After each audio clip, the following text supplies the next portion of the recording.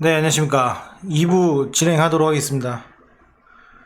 2부에 제가 드릴 말씀은 여기 보시면은, 제가 리뷰했던 그런 종목들, 그리고 그런 테마들을 통해서, 우리가 어떻게 리밸런싱을 해야 되고, 제가 1부 때 말씀드렸던, 단기 조정 수준이라고 생각을 들었던 그런 이유에 대해서 조금 설명을 드리도록 하겠습니다. 자, 우선 이 리뷰를 하나하나 설명드리기보다는 각 테마별로 상승된 종목도 있고 하락된 종목도 있습니다. 네, 그런 종목들을 비교해서 예전에는 많이 올라간 것이 부러워 보였는데 지금은 많이 올라간 것이 어떻게 보면 위험한 그런 순간에 와 있습니다. 그래서 그런 부분을 본인이 갖고 계시는 종목에 대해서 익절 그리고 리밸런싱을 통해서 이 오늘장 이거를 위기를 좀 기회로 삼아가지고 헤쳐나가고자 합니다. 자, 우선 이 리뷰를 드리기 앞서서 많이 안 올라갔던 종목들은 일단 하이라이트를 쳐보도록 하겠습니다. 빈메모리, 5G, 그리고 대형주, 그리고 글로벌 이슈, 직격탄 관련주 이렇게 돼 있고요. 나머지 이제 바이오주, 2차전지, 언택트 이런 것들은 상당 기간 좀 많이 올랐기 때문에 요거를 좀 구분 지어서 보시면 될 것 같습니다. 요거랑 이제 지수랑 보시면 될 것 같습니다.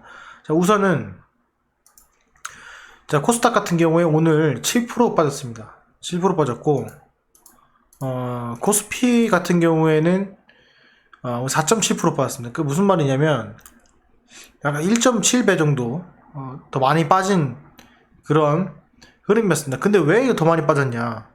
이상하죠? 자, 여러분 생각을 한번 해보십시오. 지금 코스닥, 코스피 중에서 실적이 안 나는 종목들이 뭔가요? 실적이 안 나는 종목들 보시게 되면은 실적이 안 나는 종목은 제조업에서의 일부, 그리고 바이오주의 잡주, 그리고 2차전지의 주가 대비 이제 실적이 안 좋은 주들 그렇게 형성이 돼 있죠. 대부분 상승은 일단 코스닥에서 시작을 했습니다.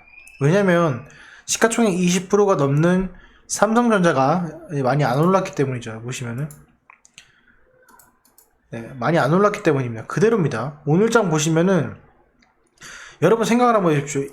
이렇게 올라갔을 때 어떤 생각을 했습니까? 야, 5만원만 오면 내가 한번 잡아봤으면 좋겠다 라고 했죠. 땡큐라고 했죠. 근데 지금 5만원이 왔어요. 근데 안 삽니다.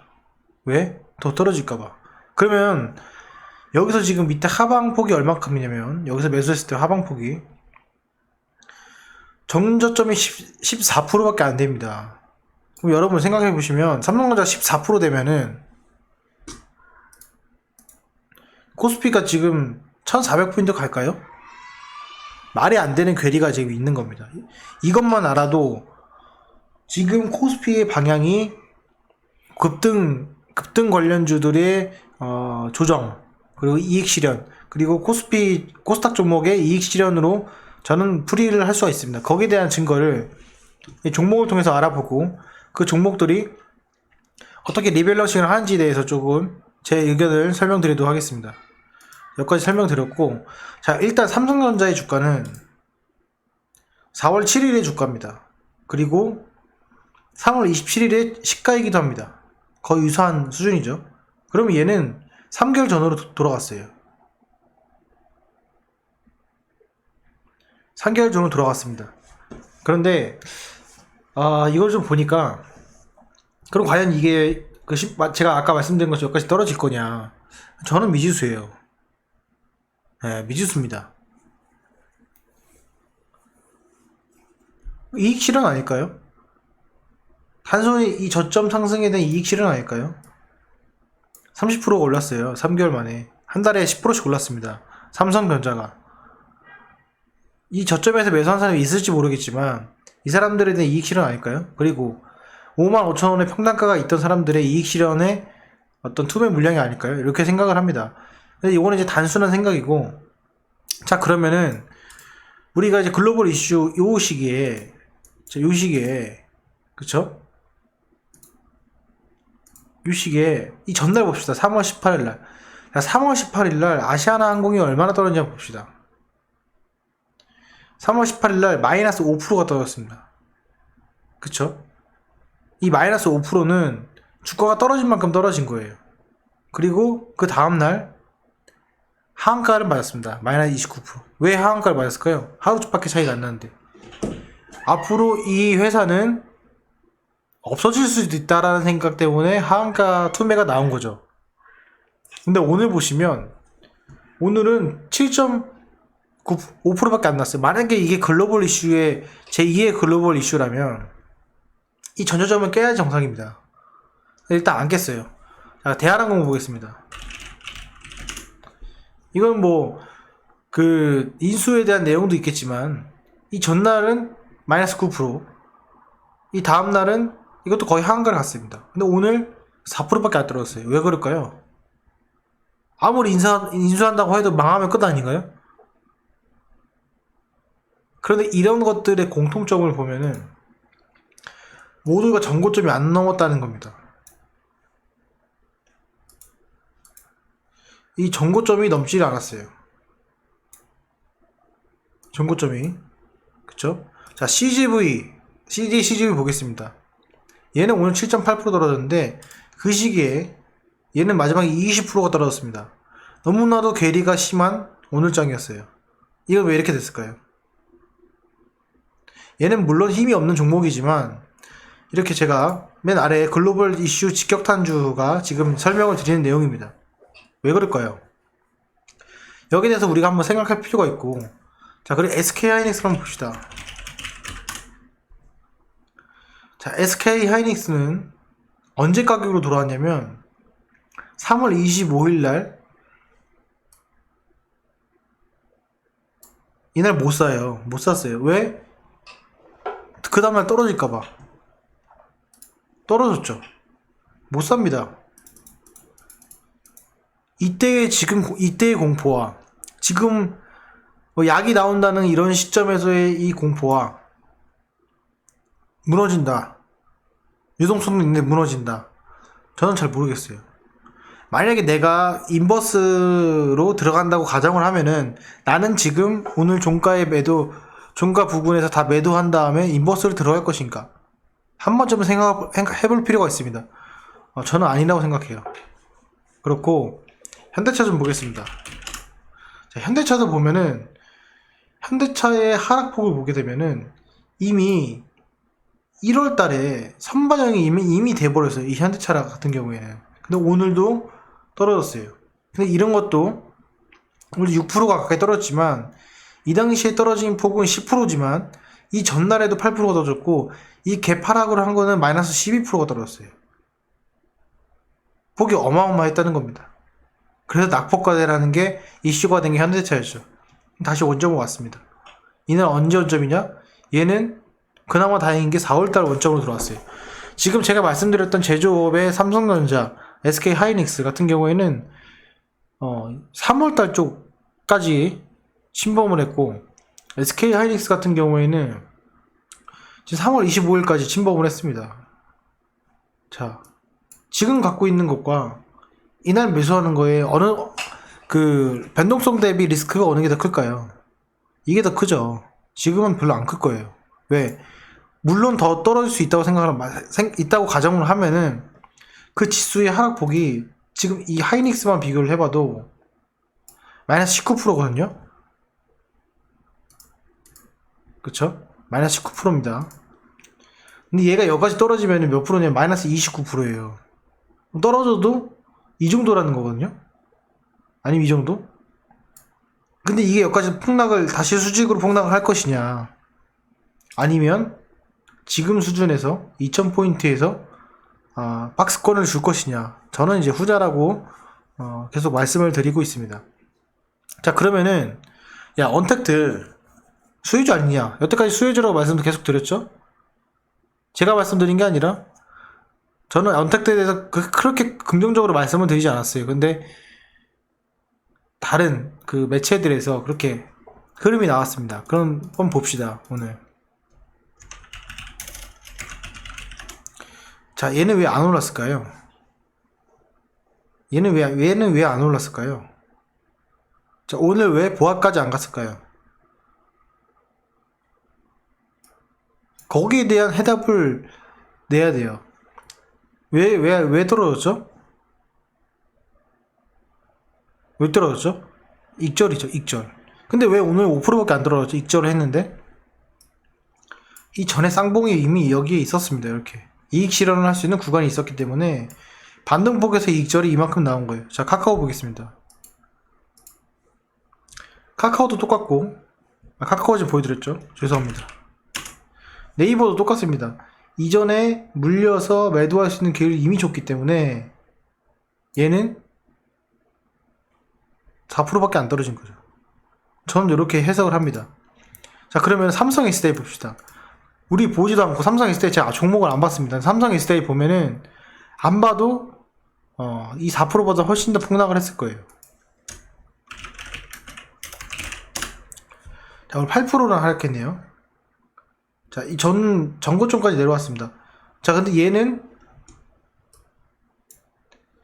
여기서 기어 올라가는, 그러니까 매도의 사인을 준 게 아니라 기어 올라가는 그런 형태를 줬기 때문에 다 던져버린 거예요. 이 사람들이 어디서 샀을까요? 이 사람들은 익절을 했을까요? 익절을 했죠. 익절하는 구간, 손절치는 구간, 그쵸? 요 정도에서 제가 형성됐다고 봅니다. 그게 절실하게 드러나는 것 같아요. 요 상황이. 자, 다른 관련주도 보겠습니다. 2차전지에서 에코프로비엠, 그렇게 좋은 종목 왜 이렇게 떨어졌을까요? 제가 이거 종목 가격 체크한 거, 이전에 이거 좀 상향한 건데 124,000원이었습니다. 124,000원. 상향 한 개. 그쵸? 왜 이렇게 떨어졌을까요? 제가 이전에 이거 표시한 가격 있을 거예요. 처음에 이때 말고 6월 10일 말고 표시한 가격 있을 겁니다. 그때 보면은 더 낮았을 거예요. 왜 이렇게 떨어졌을까요?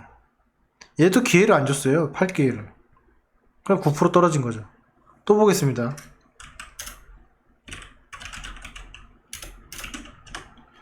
자, 포스코 케미칼. 포스코 케미칼 전고점 못 넘었죠. 소외주라고 생각했죠. 근데 여기서 제가 포인트 잡은 게 62,600원 정도. 얘는 다시 한번 관심 가져볼 만하다라고 최근에 리뷰를 드렸습니다. 근데 여기 보시면 하락폭이 엄청 심하지 않습니다. 그쵸? 만약에 내가 2차전지에서 리밸런싱을 한다면은 포스코 같은 종목을 다시 한번 리밸런싱을 할 필요가 있다 생각이 드는 거예요. 지금의 리밸런싱의 가장 큰 제가 생각하는 핵심 포인트는 전고점을 넘지 않는 종목을 밑에서 줍는 그런 포커싱을 해야 되지 않을까 이렇게 생각이 들고요. 첨보 같은 경우에도 좋은 종목인 거 맞지만, 자, 좋은 종목인 거 맞지만 딱 21선 저가 지수에 건드렸어요. 지금 이거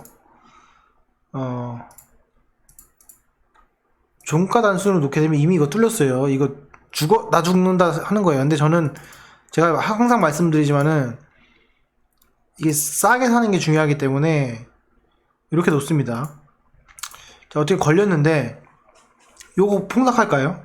자, 폭락을 하더라도 한 8만원 정도 아닐까요? 왜? 전고점이 이미 나온 게 SDI가 이미 나왔기 때문에 8% 하락했기 때문에. 그쵸? 마지막으로 일진 머티리얼스 보겠습니다. 자, 일진 머티리얼스 같은 경우에도 전고점 안 넘은 종목이죠. 그런 종목이 공통점, 지금 제가 계속 설명드리지만 그 공통점 뭐냐면 안 떨어졌다는 거예요. 안 떨어졌다는 거. 자, 그리고 또 하나 뭐냐면 전고점을 넘지 않는 종목 중에서 기대를 못 미치고 빌빌 기는 종목도 있죠. 그때는 투매가 나왔습니다. 일시적 급락. 그래서 지금 종가상에서는 종가상 근처에 매수 단가가 있는 사람들이 보통 포진돼 있다는 거. 그거는 제가 이따가 비메모리에서 좀 설명드리도록 하겠습니다. 이렇게 설명을 드렸고, 5G 보겠습니다. 자, 오이솔루션. 얘가 전형적인 예인데 전고점을 넘지 못하고 빌빌 기던 종목이에요. 5G가 다. 제가 그래서 하이라이트를 이렇게 쳤습니다.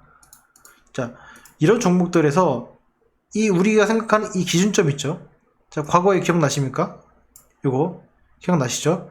요거의 기준점에 해당되는 거, 그리고 얘의 시가, 그리고 이 240선, 요거를 오늘 이렇게 건드렸습니다. 거래량 보십시오.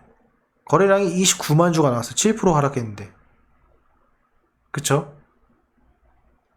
자, 여기서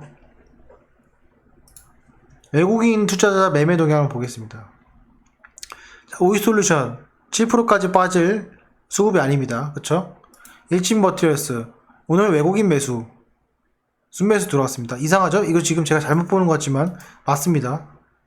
자, 삼성 SDI 외국인 순매수가 들어왔고 평상시와 다를 게 없습니다. 자, 첨보 기존과 비추세, 원래 비추세인 종목 다를 게 없는 거 확인했습니다. 포스코 케미칼 기관 연속으로 계속 순매수하고 있고요. 외국인은 오히려 매도세를 줄이고 있는 추세로 보이고 있습니다. 연기금 매수했고요. 에코프로비엠은 외국인의 매도, 기관의 일부 매도가 있지만 이 10만 주의 매도는 과거에 이 매도세 이전에 있는 이 흐름을 봤을 때는 크게 다르지 않은, 그렇죠? 이건 도대체 하락을 누가 조장했냐? 제가 일부에 설명드렸잖아요. 그런 내용들 때문에 호가를 아래에서 매도치는 그런 현상 때문에 투매를 좀 불러일으켰다. 이렇게 볼 수가 있고요. 자, 또 보겠습니다. 자, 하이닉스 수급에 대한 이게 지금 하이닉스가 이렇게 떨어질 것 같은 이유가 없죠. 카카오도 마찬가지고요. 자, 현대차도 보시면은 6% 가까이 하락했는데 얘는 과거에 50만 주가 매도도 했고 금융투자자 매도 쳤는데 오늘이 물론 이 정도 매도를 쳤지만은 이런 흐름에 비해서는 6%까지 하락은 아니라는 거예요. 물론 수급은 이게 안 좋긴 안 좋습니다. 그렇죠? 그렇지만 이런 흐름이고, CJ, CGV나 제가 말씀드린 아시아나항공, 대한항공 이런 거 보시면 오히려 조금 글로벌 이슈에 직격탄을 맞는 종목들은 약간 외국인과 기관의 매도세가 있었지만 지금 주력이었던 2차전지나 5G나 비메모리나 이런 종목들 같은 경우에는 오히려 그런 게 없었다. 그리고 자 보십시오. 삼성전자 같은 경우에도 오늘 외국인과 기관의 매도세가 어마어마한 수준이 아닙니다. 금융투자도 마찬가지고요. 그런데 여기서 또 포인트는 선물에 외국인 대량 매수가 있었다는 거예요. 9천억. 선물에 9천억 외인의 매수는 10년상 몇 번 되지 않는 그런 이슈입니다. 왜 장 막판에 샀을까요? 이 장 초반에 산 게 아닙니다. 장 막판에 샀어요. 1부 때 제가 설명을 드렸습니다. 왜 그럴까요? 그거를 종합해서 보면은 1부에서 제가 말씀드렸지만 현물의 매도와 선물의 매수로 리밸런싱으로 다시 한번 포트폴리오 짠다. 이렇게 저는 추정을 하고 있습니다. 계속해서 좀 보겠습니다.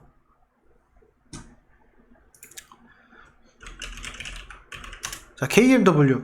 자, KMW도 마찬가지로 그 포인트를 줬던 오이솔루션 같이 그 포인트, 그리고 여기를 무너지지 않고 어떻게 된 게 잘 보십시오. 투매가 나오고 장대 음봉이 나왔는데, 그리고 아래 꼬리가 없는데 어떻게 여기가 안 무너지고 내려옵니까? 그리고 거래량 보십시오. 100만 주입니다. 이거 지금 투자자 매매 동향 보시면 아무것도 아니에요. 대부분의 지금 잘 나갔던 종목들이 다 이렇습니다. 그렇다면은 어차피 6% 7% 떨어질 상황에서 이미 저가로 이미 바닥을 다지고 천천히 가려던 그런 종목들이 무너졌다면 거기가 저는 매수의 급소라고 저는 생각을 합니다. 자, 물론 주가가 횡보구간 접어들 때는 고점에 올라가는 것들의 조정이 있을 수 있습니다. 근데 그런 종목들은 제가 아까 말씀드렸지만 전고점을 넘어간 종목들보다는 전고점 안 넘어간 종목들이 주가 하락이 낮은데 그 중에서도 주요 테마에 속하고 그리고 주가가 견고한 종목들 같은 경우에는 폭락이 나왔을 때 그때 이제 저점으로 할 수 있는 그런 순간이 아닌가 싶어서 이렇게 말씀드린 거고. 자, RFHC도 없어요. 그쵸? 여기 더 이상 설명 안 드리겠습니다. 없고 수급에 대한 문제가 없고. 근데 RFHC 몇 프로 빠졌냐면 8% 빠졌어요. 다시 원래대로 원점으로 돌아왔습니다.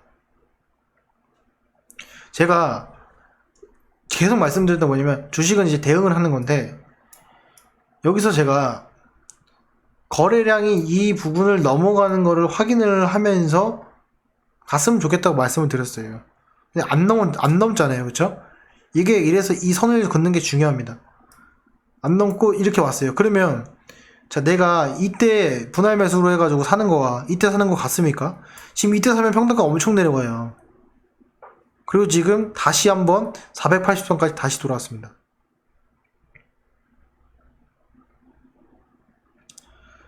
(5G는) 지금 더 이상 내려갈 데가 없다고 봐요. 지금 이 순간에서는. 물론 조금 더 있겠지만 엄청난 급락은 나오지 않을 것 같다라는 것이 이제 제 의견입니다.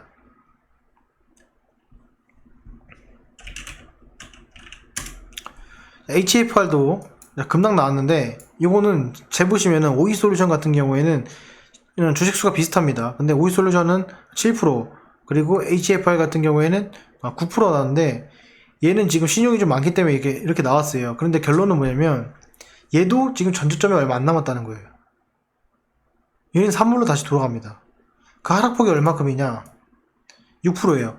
내가 오늘 6% 맞은 게 아니라 이미 10% 맞은 상태에서의 6%는 거기 10%가 가감되기, 줄어들기 때문에 6%가 아니라 한 5.4%, 5% 정도 됩니다. 그래서 그걸 감안한다면은 내가 지금 매도로 팔고 인버스로 가야 되냐 했을 때 약간 퀘스천 마크가 있다는 거죠. 좀 더 보겠습니다. 바이오 보겠습니다. 자, 바이오 같은 경우에는 그 주식수가 있고 없고, 그리고 테마가 있고 없고가 좀 갈리는데, 우선 오늘 알리코 제약을 보시면 장 초반에 익절하신 분들 많으실 거예요. 그쵸? 자, 익절하신 분 많으실 겁니다. 제가 영상에서 기준점을 말씀드려요. 전고점을 들고 가는 건 맞으나, 노는 갖고 가는 건 맞으나, 거래량으로 터지고 거기에 대해서 장대 연봉이 스물스물 오늘 팔 수 있는 기회를 충분히 줬습니다. 알리코 제약은. 그래서 많이 대부분 익절을 하셨을 거예요. 그럼 이 익절한 거에 대해서 다른 걸로 넘어가면 되죠. 근데 이제 오늘 이 알리코 제약만 말씀을 드리면, 얘는 지금 중심선이 여기서 거의 무너지지 않을 거라 생각을 합니다. 12,800원.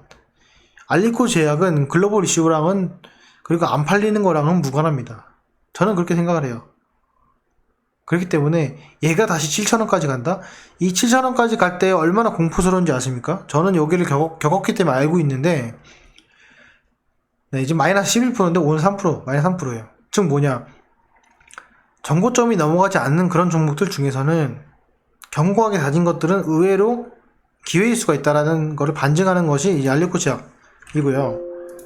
자, 그리고 이와 반대로 삼성바이오로스는 오늘 상승을 했는데, 사실은 오늘 더 올라갔습니다. 올라갔는데 결국에는 여기서 대부분 사람들이 익절을 했기 때문에 여기서 조정이 온다 한들, 제 생각에는 이 정도까지는 충분히 조정을 받을 수 있고, 그리고 대부분 익절했기 때문에 이 삼성바이오 로직스에서는 더 이상 언급을 하지 않겠습니다.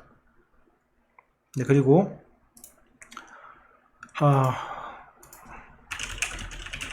셀트리온도 보시면 누구나 올라갔죠. 팔 수 있는 게 안 좋죠. 그러니까 내려 꽂는 거예요. 4% 이상. 이건 보나마 안 하면 똑같습니다. 오늘 코스닥이 7%나 빠졌는데 왜 바이오가, 그리고 잘 나가는 셀트리온이, 그리고 약을 개발하는 셀트리온이 왜 마이너스 7.9% 빠집니까? 오히려 올라가야죠. 그렇죠? 그냥 이익 실현인 거예요. 네, 저는 그렇게 봅니다.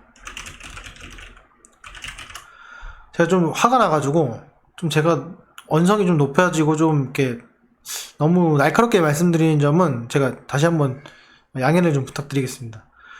그 셀트리온 제약도 마찬가지. 이것도 기회를 별로 안 줬어요. 10% 넘게 빠졌고, 이것도 지금 지지할 수 있는 구간 다 지지하면서 지금 빠졌기 때문에, 셀트리온 헬스케어도 마찬가지입니다. 얘는 지금 이미 물렸기 때문에 여기서 또 물렸습니다. 물렸고, 여기에 대해서 매매를 대부분 이제 겁나서 안 했고, 기존에 갖고 있는 사람들 이익 실현. 자, 여기서 산 사람들 여기서 이익 실현한 거예요. 결국에는 여기서 산 사람들 여기서 이익 실현한 겁니다. 아니, 여기서 산 사람들 여기서 이익 실현한 거예요.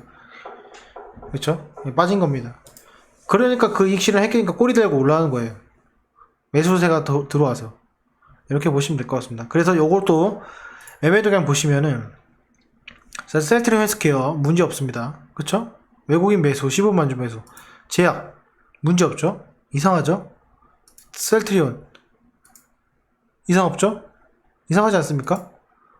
자, 오히려 삼바 외국인 기관 4만주 13,000주 기관 금융투자 합해서 24,000주 매도했는데 이상 없어요. 얘는 더. 도대체 그럼 이 하락은 누가 만들었냐? 개인도 사고 외국인 기관도 안 팔았는데 누가 만드느냐? 거래량이 없잖아요. 종목 간의 거래량이 없고 그 종목 간의 거래량이 없는 이유는 매도세를 아래로 다 때렸기 때문에 그런 거죠. 근데 왜 지금 하락으로 왔냐? 하락이 장 초반에 온 게 아니라 장 후반에 왔기 때문에. 장 후반에 왔기 때문에 그거를 다시 끌어올리고 정신 차려서 올라올 그런 시간이 부족했다. 그 시간은 언제 올 거냐? 이번 주 후반에 오지 않을까. 제가 예전에 라이브로 말씀드렸을 거예요. 캔들이 하나인 거를 꼬리 달고 올라온 거를 두 개로 쪼가 봅시오. 그러면은 하나는 음봉이고 하나는 양봉이 되는 거죠. 기억나시죠? 네, 그걸 좀 생각을 해보면은 조금 더 이 종목간으로 또 리뷰를 보게 되면 조금 더 희망적이다 이렇게 볼 수가 있습니다. 마지막으로 그 일양약품 좀 보겠습니다. 일양약품 오늘 18.25% 떨어졌는데 눈 감으신 분 계신가요? 눈 감으신 분 계신가요? 눈 감으신 분은 이때 사가지고 한 번도 추가 매수 안 하신 분이라 생각해요. 눈을 안 감고 파신 분은 양봉에서 추가 매수 하신 분이라 생각을 합니다. 그게 맞는지 안 맞는지는 좀 잘 모르겠지만 오늘 같은 경우도 꼬리 달고 빠져 올라왔어요. 일양약품 얼마든지 오늘 하루 종일 하방으로 쳤습니다. 이거 보시면은 오늘 하방으로 그냥 시작했어요. 끌다가 후방에 빠졌어요. 네, 후방에 이렇게 빠졌습니다. 그쵸? 요거는 이 손절 구간이에요. 손절. 네, 손절에 의한 요런 꼬리가 나온 거고, 그리고 지금 다시 한번 주가가 급속도로 지지 구간을 이렇게 형성을 했는데, 요거는 저도 아까 계속 말씀드리지만 저도 이거 눈 감았습니다. 바보 멍청이처럼 보일 수 있는데 눈 감았어요. 그거는 뭐 나중에 몇 주 지나거나 한 달 뒤에 어떤 결과를 알 수 있을 것 같습니다. 뭐 추가적으로 제가 눈을 나중에 뜬다고 하더라도 거기에 대해서는 제가 언급을 한번 하도록 하겠습니다.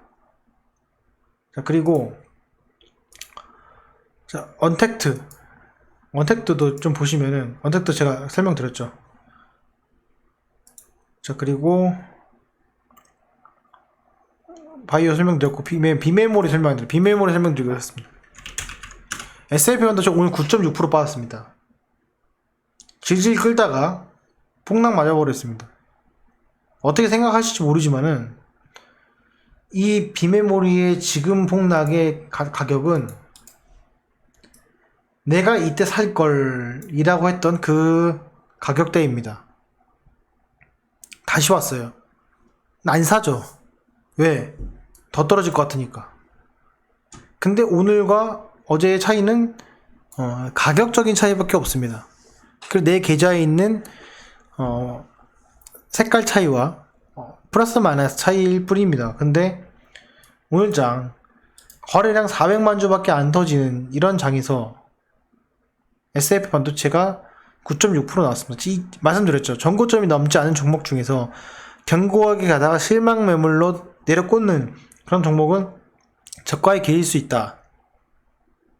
그쵸? 만약에 여기서 과거로 들어와서 이날 내가 살 수 있을까요? 제 영상 보여드렸잖아요. 이날 샀다고. 그쵸? 물론 S&P 뿐만 아니라 다른 정보도 마찬가지입니다. 근데 그 가격은 3개월 동안 들어오지 않는 가격이에요. 근데 이때는 누구나도 사고 싶지 않는 그런 심리가 작용합니다. 오늘도 마찬가지예요. 5,000원 무너졌고 아래로 바뀌었는데 이전에 제가 말씀드렸던 3,800원의 기준은 여기였어요. 말도 안 되는 엄청난 거래량. 근데 그 거래량이 터진 이 시점이 여기서부터 여기까지 하방으로 빼보면 11%밖에 안 남았습니다. 과연 이 11% 떨어질까요? 지금 2분기가 끝난 이 시점에 다시 한번 해볼 필요가 있습니다. 팩트는 뭐냐면 생각한 것보단 경기가 안 좋아져서 뭐라 해야 될까요? 기업의 실적이 좋지 못할 수 있는 건 맞습니다. 그런데 그게 지수와 괴리가 어마어마하게 난다는 거죠. 이 SAP 반도체 같은 경우에. 그런 종목은 어떻게 보면 기회일 수 있다. 이렇게 설명을 드리고, 네페스도 좀 보시게 되면은, 네페스에 대한 내용을 보면 이것도 이 과거에 3만원이 무너졌죠. 결국엔 3만원 기준점에서 무너진 겁니다. 이렇게. 제가 지난번에부터 계속 말씀드렸던 이 3만원. 그죠? 다시 되돌림이 들어왔어요. 그리고 무너졌습니다. 근데 이 무너짐의 기준은 이 정고점이라는 거예요. 대부분 지금 제가 리뷰를 쭉 드리는 이유는 한 종목만 보지 말고 다른 종목의 전반적인 그 주가 위치 흐름을 보자는 거예요. 얘도 지금 정고점을 넘지 못했지만 바닥을 기지만 이미 여기 전 고점 이전의 고점에 해당되는 지지 라인이 있고 거래량이 많지 않고, 그쵸? 하나만 더 보겠습니다. 하나만 있고는 10% 바뀌었습니다. 보이시죠? 5,000원이 여기 라운드빅이 바뀌었습니다. 이 가격대는 과거에 이 양봉을 세우기 직전에 평균적인 가격대였어요. 기억하시죠? 상당히 여기 힘들었습니다. 다른 종목 올라갔을 때. 그쵸? 요거 기억하시고요. AD 테크놀로지 마찬가지입니다. AD 테크놀로지도 유중이 나오고 상승을 친 그 시점의 시가를 걸리면서 오늘 40만 주밖에 안 나왔습니다. 요거에 대한 매매 동향 보시면 AD 테크놀로지 과거와 크게 다를 바 없습니다. 하나마이크론 이전과 크게 다를 바 없습니다. 네페스 이전과도 크게 다를 거 없습니다. 외국인이 좀 기관에 매도했지만 과거에 이렇게 매도 친 거에 비해서는 9.6%는 말도 안 되는 하락이죠. SAP 반도체도 보시면은 기관의 매도가 있었지만 100만 주 매도할 때 또 끄떡없던 것이 과거에는 SAP 반도체였어요. 근데 이렇게 실망 매물이 나오면서 이게 나왔습니다. 근데 결국에는 기관의 매도세가 주춤하냐 안 주춤하냐가 이 5G에 떴던 포인트라고 할 수 있었는데, 그 부분이 제 생각에는 조금 먼저 한꺼번에 나온 게 아닌가 이렇게 싶고, 투신 금융투자 보험이 이제 계속 이렇게 매도해서 이런 부분에 있어서는 흐름상으로는 게 좋지 못하다. 하지만 그런 흐름상에 비해서 거래량에 비해서 하락이 너무 심했다. 이렇게 판단이 됩니다. 그리고